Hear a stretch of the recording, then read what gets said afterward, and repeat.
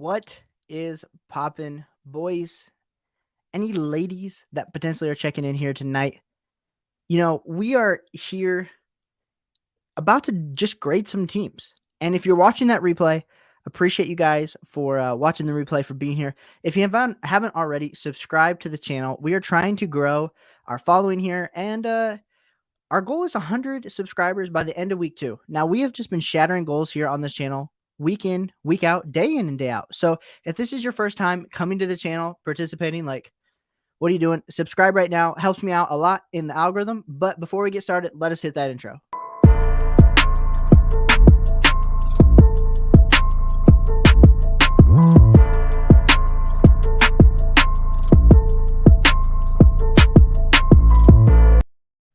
So I will say this, we are going to be going through some teams. A lot of people submitted some teams to me on Twitter. So appreciate you guys so much for taking the time to submit your teams. If you haven't already submitted your team, I probably will not be able to get to it tonight because we have about 12 submissions.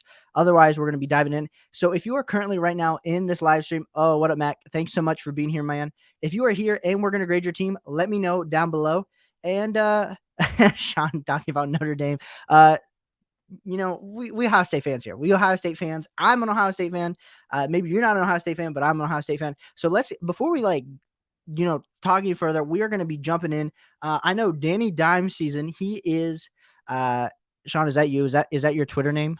Because like I said, I got everybody's Twitter name. I don't have their actual, anything like that. Trevor, I think I forgot to totally put you in here, so we'll have to do you at the end, dude. I'm so sorry, but we have so many people that submitted. So if I miss you by some chance, let me go back in and look, and I will have you. So let us get into this. Oh yeah, Rob, it's tank top night, baby. You know what time it is.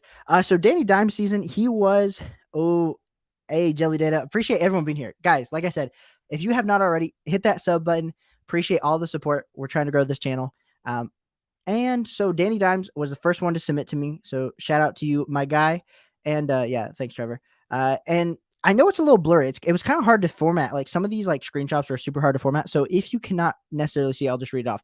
So he's Matthew Stafford as his quarterback, Justin Jefferson, Allen Robinson as his 2 starting wide receivers. Then he has DeAndre Swift, James Conner as his running backs, Dawson Knox, AJ Dillon, Amon-Ra St. Brown, Rashard Bateman, Tony Pollard, Alan Lazard, Christian Kirk, Drake London, James Robinson on his bench with Jake Elliott and the Philadelphia Eagles defense.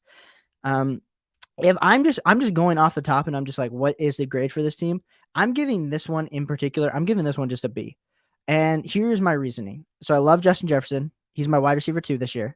I mean, it's mostly everyone's wide receiver 1 and wide receiver 2. I do like DeAndre Swift. But for me, I think sometimes we are overvaluing DeAndre Swift.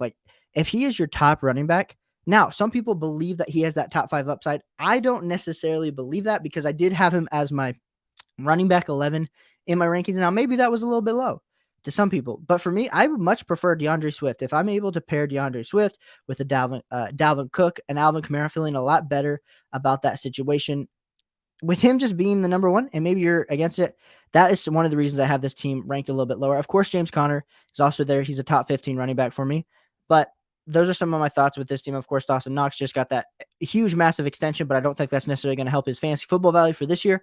I do like the wide receiver depth, but really behind Justin Jefferson, if Allen Robinson becomes a solid wide receiver 1, then I will be very completely shocked. I've been driving Allen Robinson as my wide receiver 3 in a lot of circumstances, in the 5th round, which I feel really great about. But when he's your wide receiver 2, you probably drafted him in the 4th round, and it's just I don't feel great about that. But of course, Amon-Ra St. Brown and Rashard Bateman help in that way. But yeah, I'm giving this one a B.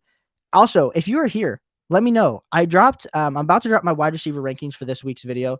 Are you guys in on Christian Kirk this year, or are you out on Christian Kirk this year? Because I think I'm out.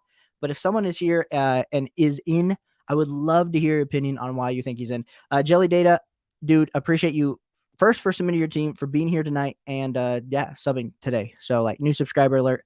I'm a little worried about James Conner. I think his touchdown production goes down significantly this season. Totally agree with you on that one.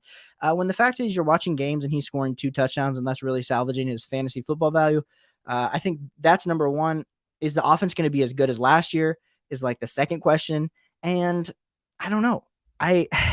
Not having DeAndre Hopkins for the first 6 games. There's even now reports that Zach Ertz isn't going to play this first week.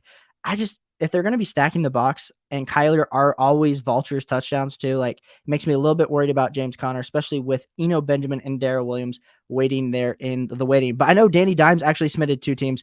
He was the first person to submit. So I just did all these in order by the way that they were submitted. Some people submitted 2 teams. So if we did 2 teams, I'm going to kind of just move it a little bit faster. So this, I don't even know. What format is this? Is it what I haven't played this. Is this MLF? MNLFL or whatever that is. Anyway, he has Joe Burrow, Matt Ryan as his quarterbacks. Zeke, Fournette, Madison, McKissick, Monty. Oh, is this Apex? Dude, I've never played on this format. Bateman, Boyd, Hollywood Brown, Campbell, Justin Jefferson. So he really loves him some Justin Jefferson. Oh, Sean, I keep saying Danny Dimes, knowing that good and well you already have talked in the chat. So appreciate that. $200 league. This is big money draft. And he's new to it. Okay, so I'm gonna be. So Justin Jefferson, Isaiah McKenzie, Dawson Knox. Man, you got some of your players that you just know. Like, these are your guys. What draft spot was this from, Sean? This is AOL Sports. Okay, Rob, you are the expert here in the live. But oh man, if I'm going off a grade on this one, I'm giving this one a B plus. I'm not thrilled with the running backs between, okay, wait, you drafted third? 12th team. Okay. I haven't been a fan of the early teams that end up taking the wide receiver first, even though I would agree that if Justin Jefferson hits for you, like, this team is probably killing it because you have the low end RB1s, high end RB2s with Leonard Fournette, Zeke, and David Montgomery to hold you down. But no, that's what I'm saying. I'm saying, like, the running backs are bad. And I think that's my thing. And there's not an advantage at tight end. And Joe Burrow not having that, like, rushing upside to really get you where you need to be makes me feel a little bit shaky about it.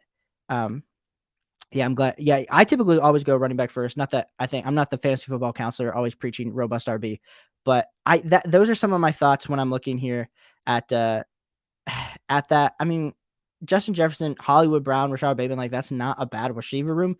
I really do like Hollywood Brown, but I also think you could sometimes get him as your wide receiver 3. But since you went early with Justin Jefferson, then you kind of had to pivot and go heavy running backs in those first 4 rounds, which I think maybe hurt the depth of your running backs and your receivers too. And I just think there's a lot of value later in the draft when you're able to get, like, Elijah Moore in the 7th. There's just people like that just make me really intrigued by everything like that. Also, shout out to if you are watching right now on Twitter, because I am live on YouTube and Twitter, would appreciate if you would jump over to YouTube. Helps me out a lot. Even just if you just followed me, subscribe to me on the YouTube channel. Rob coming back in says, should he start McKenzie tomorrow? Ooh, if you want someone in the game, I have Isaiah McKenzie on a lot of rosters.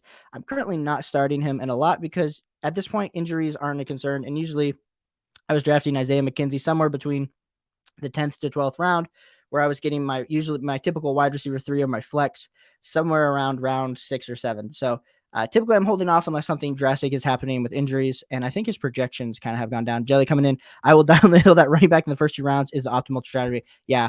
My thing is with all the injuries, if we look at the fact that like 40% of first round picks end up busting, which is usually due to injuries to the running back position, then we might as well just really just get 2 solid running backs, and then we'll just address every position after that. So I appreciate everyone. Yeah, agree with everyone on this thing. Let's move to the next team. We are moving over here to Tim Riley. Tim, I don't know. Tim, are you here by any chance? Are you here on the live? If not, you're watching the replay. So appreciate you being here. Yeah.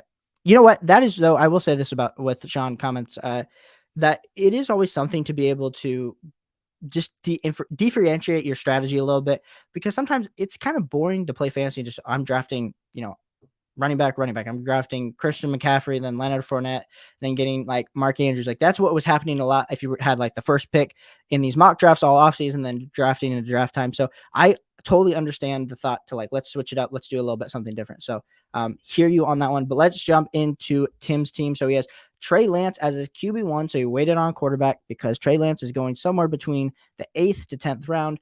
He's got Alvin Kamara, Leonard Fournette, Deontay Johnson, Rashad Bateman, Kyle Pitts, Josh Jacobs, Michael Thomas, Cleveland Browns defense, Ryan Suckup, and then I accidentally switched on because I'm doing it here because I know it's super small for you guys. And then he's got AJ Dillon, Jacoby Myers, Treylon Burks, and Tua on his bench. I'm giving this one a solid, like, also, if you want to give the grades, if you disagree with me, like, put your grade for the team because then we can have a nice little banter about all these teams. I'm giving this one, I think I'm just giving this one a B, because I assume based on this draft that he went Alvin Kamara in the first, Lenny Fournette in the second. But my thing is, even if he drafted Alvin Kamara, he had to be somewhere around pick 7 to pick 10, maybe even later. But then Lenny Fournette right there, you probably could have gotten better value. And then getting Kyle Pitts in the third is, I imagine, how it went. And then Deontay Johnson in the fourth. I just I like the overall depth of the team. I just B minus. Yeah. I think I'm on that. I'm on that train. Like, if we could have gotten like an Alvin Kamara and a DeAndre Swift, or we could have gotten an Alvin Kamara and a Javonte Williams, or we could have gotten an Alvin Kamara, Saquon Barkley. Like, I feel so much better about that. I think it's just like the Lenny. I'm like I love Lenny if you have if you get him at the back end of the second, but assuming he didn't take Alvin Kamara in the top 2-3 picks, like we said, we don't actually know that right now. Those are some of my pots. Jelly Days, solid B for me. Yeah, I love the running backs. How many teams in this league? Yeah, some people did not submit how many teams, so I'm just assuming this one's a 12 because I've seen some of the 10 teams that we do have coming up, and there's no way that this is. Maybe it is a 10, and then maybe the grade's a little bit lower. But I know Tim knows his fantasy stuff, so I assume this is a 12-team league. So we'll give Tim the benefit of the doubt here. Next team up here on the list is going to be our man Rob. You know what? Rob is here in the chat as well as watching live. And I just had to hit his sleeper name with the heavy hitter Rob. So this is the thing. So Rob drafted. So this is a 2-quarterback league. I should also put that out there. So Rob was always wanting us to do on the channel 2 QB leagues. So we got Russell Wilson and Kirk Cousins. Rob, let me know what round you drafted Russell Wilson and Kirk Cousins in. You got Christian McCaffrey, so you got a super great, my overall RB1 for this season. And then you kind of just did a hero RB build where then you got Tony Pollard, Melvin Gordon, Isaiah Pacheco. You can always find RB2s on the waiver wire on a week-to-week basis, so I like that thinking. You then got Gabe Davis and Isaiah McKenzie. Are you a Bills fan, dude? I didn't realize, but I guess you're just rolling with the punches because then you got Kyle Pitts. So you lock down your tight end 3. You got Juju Smith-Schuster, Adam Thielen in your flex. And then you do have a lot of upside here on your bench between George Pickens, Treylon Burks, Josh Palmer, Melvin Gordon, Isaiah Pacheco, KJ Hamler, and then you drafted Malik Willis. So, yeah. So Sean saw B minus as well for the last one. And then Rob says 2 and 3, took CMC 1, Pitts in 4. Okay, so you went with the running back in the first, and then I mean I'm a big Kirk Cousins believer for this season, so absolutely love that he is your QB2. I don't know if you're worried at all that you don't have a very solid QB3. You're just hoping that something happens with Malik Willis. Sean, are you talking about Rob's team? Sorry, I know the chat's a little bit delayed. Yeah, I mean, Gabe Davis, McKenzie, Juju Smith-Schuster, Thielen, George Pickens, Treylon Burks. Like, you have the upside at receiver. I forget how many teams you said it was. I assumed this was 12, man. I'm probably giving this, man, I don't know what to say. Because if I say, you're such a kind man and you absolutely are a big fan of the channel, I'm probably leaning B. But like, if I said a B, I'd probably put it at like an 86. Like, I want it a little bit better. Someone's probably going to say it's like an 83 or an 84. It's somewhere between the 83 to 86 range. Yeah, because the quarterbacks are great. You didn't, because otherwise you were going to have to sacrifice on another position. And yeah, no. Jelly, yes, exactly. And the thing with the KJ Hamler pick is the fact that he has Russell Wilson. So he does have the stack, and that is something that's going to be super beneficial when you're playing in those 12-man 2 QB leagues. So Rob, appreciate you being here, submitting the team. So that's my grade. What are you guys giving Rob as your grades?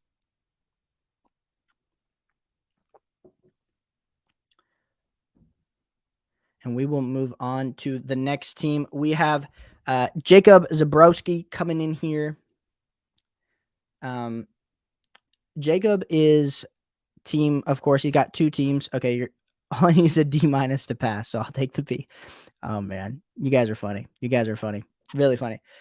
So he drafted Kyler Murray as his QB1, DeAndre Swift as his running back 1, Zeke as his RB2, Justin Jefferson, DJ Moore, Cole Kmet, Hollywood Brown, Broncos D, and then you got a Denver Broncos kicker, Allen Robinson on his bench. So I'm just I did add in that this is a 10-man. So okay. Kareem Hunt on his bench, Elijah Moore on his bench. Man, I need to listen. I have one 10-team league. So, like, I clearly need to get in more of these. But it's a 10-man league. I mean, of course, we're all going to like the 10-man league, but like, it's like having like, you just need studs. You need a ton of studs here. Rashard Penny, Brandon Ayuk, George Pickens, Trey Lance, and then Jameson Williams. I mean, I swear on everything that is good, this must be a work league because you had people drafting Tom Brady in the first. I mean, what is happening here? I mean, of course this is an A. If I had a buzzer, it'd be an A. You know, easy. Jacob, I don't need to hate on your team or not hate on your team, but you know, just give you all the love because you already know it's good. That's why you submitted it, man. That's why you submitted it. Next team on the league, we got Ian Steele. Ian also produces fantasy football content, so if you want to go check him out, go do that. You know, he's letting another fantasy creator just pick on his team a little bit. So he has Tom Brady as his quarterback, Christian McCaffrey, Javonte Williams. Already like this start because he probably went CMC, Javonte, Mike Evans. Well, you know what though? And this is the thing that I'm starting to think that this is a 10-team league game between Mike Evans. He probably got Mike Evans in the fourth. Javonte or Justin. How do you go from getting Christian McCaffrey and Justin Jefferson? Is this an 8-man league? Like, that's what I'm thinking instantly out of the gate. I think it's a 10-man because he submitted 2 teams. So George Kittle and Travis Etienne. I mean, I don't know what to say. Like, I don't even need to harp on this one anymore. This is an instant A. Instant A. We don't even need to talk about this anymore. I mean, Fields, AJ Dillon, Terry McLaurin, Daniel coming in here. Shout out to the cousin for being here. Do you reach earlier for quarterback tight end in 10-man leagues? I think it depends. Like I think I would reach on a quarterback a little bit earlier to get one of those elite level guys. Tight end, no, not tight end at all. Ian, appreciate you being here. 10-team 108 pick. Okay. Freaking McCaffrey fell to you at the 108. That is crazy, man. That is crazy. That is crazy. That is crazy. That is crazy.